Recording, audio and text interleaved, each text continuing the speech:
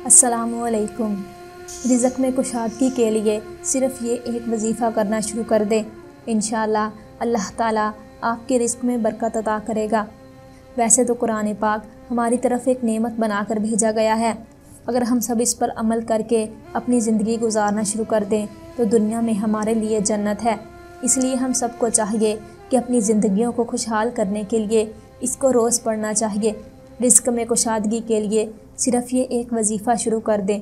ثواب کے علاوہ رزق کی فراگی کے لیے ہر روز نماز عشاء کے بعد 3 بار سورۃ رحمان پڑھیں۔ رزق میں کشادگی کے لیے صرف یہ ایک وظیفہ کرنا شروع کر دیں۔ اول و آخر 11 مرتبہ درود پاک پڑھیں۔ ہر روز عشاء کی نماز کے بعد یہ وظیفہ بلا ناگہ پڑھنے کا معمول بنا لیا جائے تو رب تعالیٰ کے فضل و کرم سے کبھی رزق میں کمی واقع نہ ہوگی۔ غربت و افلاس سے چھٹکارا۔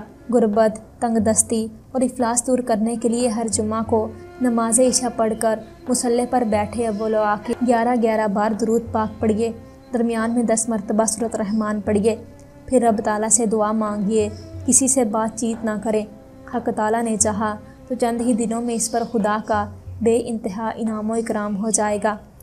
دکان میں ترقی کے لیے باوضو حالت میں 7 مرتبہ سورۃ رحمان شریف پڑھ کر اپنی دکان کے مال پر دم کریں۔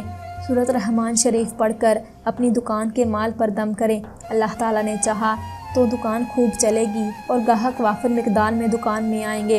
قرض سے نجات۔ جس کسی پر بہت زیادہ قرض واجب الادا ہو، وہ قرض ادا کرنے کی طاقت نہ رکھتا ہو، اسے چاہیے کہ وہ ہر نماز کے بعد اول و آخر 11 مرتبہ درود پاک پڑھے، پھر 11 بار سورۃ رحمان پڑھے، پڑھنے کے بعد پھر 11 مرتبہ درود پاک پڑھے۔